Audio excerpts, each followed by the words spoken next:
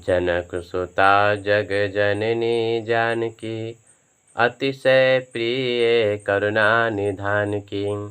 जाके जुगपद कमल मनावहु, जासु कृपा निर्मल मति पावहु। बोले श्री किशोरी जी की जय, श्री जुगल सरकार की जय, भगवान श्री राम की जय, श्री हनुमान जी महाराज की जय। जय जय सीताराम।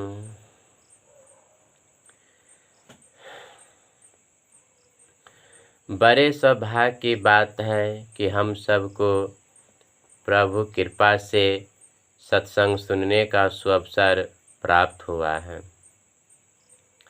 सत्संग की बड़ी महिमा कही गई है। संत महापुरुष सत्संग की बहुत महिमा बताते हैं।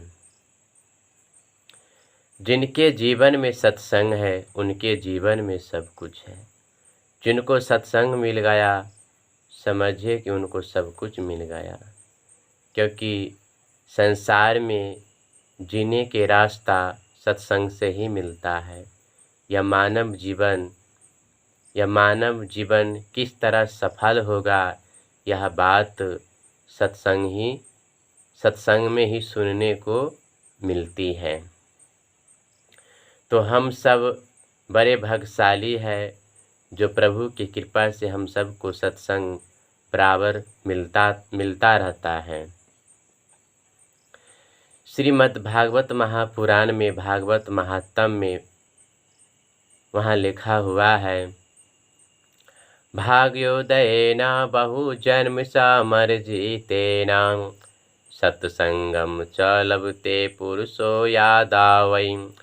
अज्ञान हेतु कृत मोहमदंधकारा, न संविधायम ही तदोदयते विवेकः। इस श्लोक का बड़ा ही सुंदर भाव है कि मनुष्य के अनेकों जन्म जन्मांतर का जब पुण्य उदय होता है तब जाकर सत्संग मिलता है। उसके पश्चात अज्ञान से उत्पन्न मोह और मद रूप अंधकार का नाश करके विवेक उदय होता है। अर्थात मनुष्य के अनेकों जन्म जन्मांतर का पुण्य समूह, यानी कई जन्मों का जो पुण्य का भंडार है, जो पुण्य का खजाना है, जो पुण्य का समूह है, वह जब उत्पन्न होता है तब जाकर सत्संग मिलता है। इसलिए सभी भक्तजनों से कहा जा रहा है कि जीवन में यदि सत्संग मिल जाए तो समझिए कि मेरा जीवन सफल हो गया। कई जन्म जन्मांतर का जो पुण्य है, जो पुण्य जमा है, जो पुण्य रूपी खजाना है, पुण्य का जो भंडार है, वह भंडार जब उदय होता है तब जाकर यह सत्संग मिलता है। तो आज हम सब बड़े भाग्यशाली है जो हम सब लोगों को सत्संग मिला है। सत्संग की बड़ी महिमा शास्त्रों में बताई गई है। संत महापुरुष भी सत्संग की बहुत महिमा बताते हैं। आगे भाव है कि अज्ञान से उत्पन्न मोह और मद रूप अंधकार का नाश करके विवेक उदय होता है।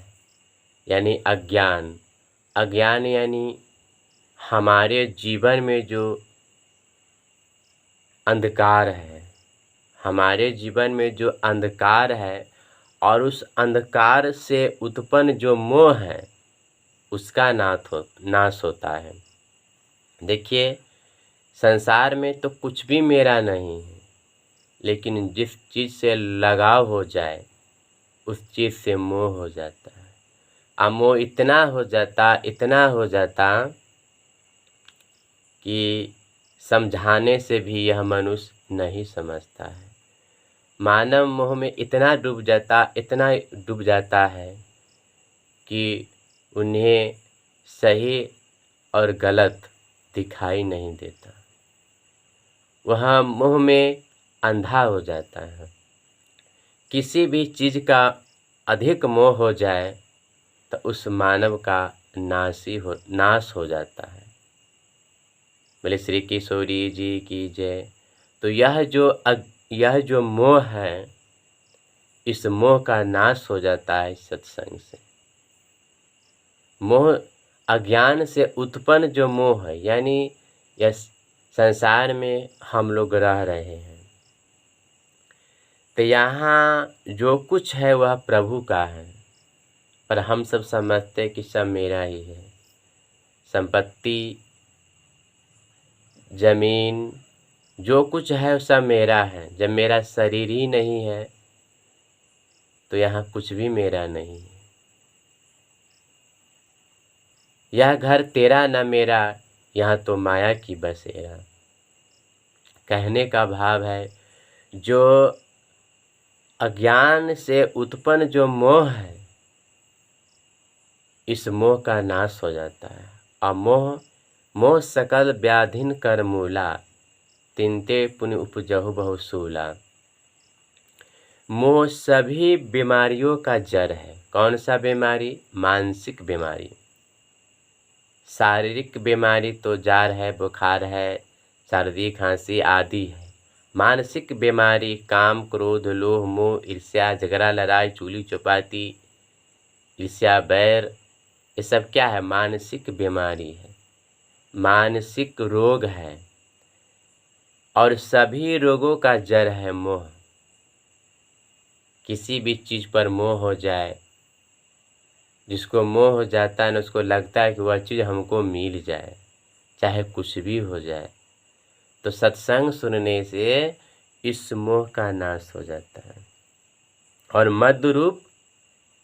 मद रूप अंधकार, यानी घमंड, अभिमान। मनुष्य को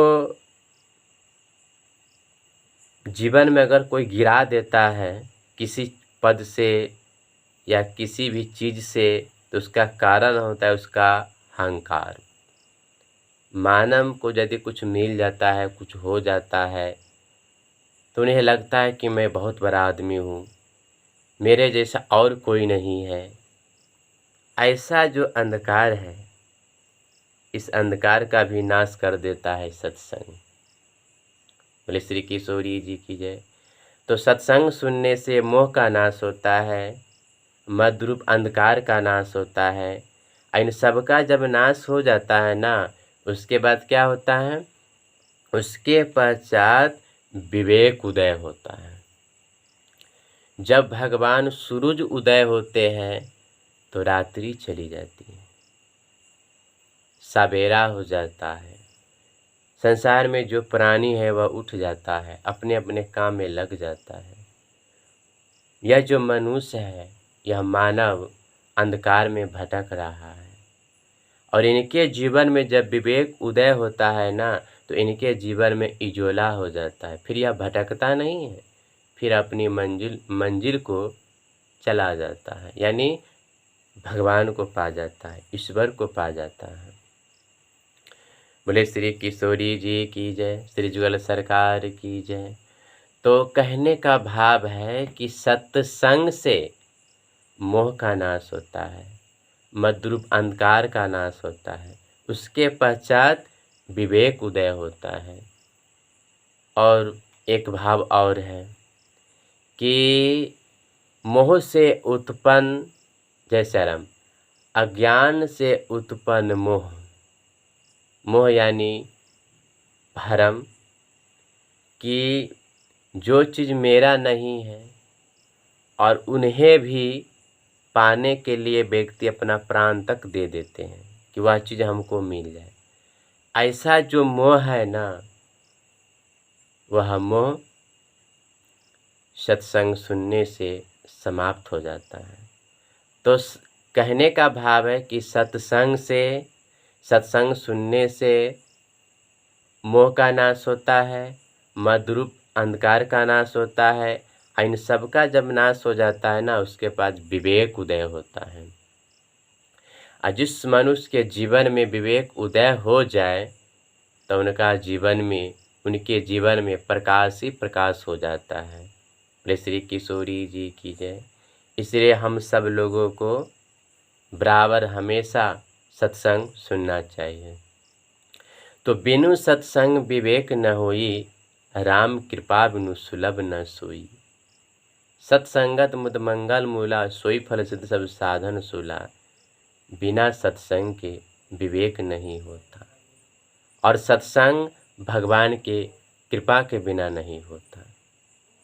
इसलिए हम सबको चाहिए कि बराबर सत्संग सुने। सत्संग की बड़ी महिमा है। देखिए, कोई घर हो, उसमें ताला लगा हो, और उस घर में करोड़ों की संपत्ति हो, करोड़ों का धन हो, तो ताला लगा है। एक छोटी सी चाबी से वह करोड़ों की संपत्ति, करोड़ों का धन हाथ लग जाता है। उसी तरह कभी कभी जीवन में छोटी छोटी बात से भी भाग बदल जाता है। न जाने किस बात से, किस वचन से मेरा जीवन धन हो जाए, मेरा भाग बदल जाए, मेरे जीवन का जो अंधकार है उसका नाश हो जाए। इसलिए हम और आपको, सभी लोगों को बराबर सत्संग सुनना चाहिए। बोले श्री किशोरी जी की जय। जय सिया राम।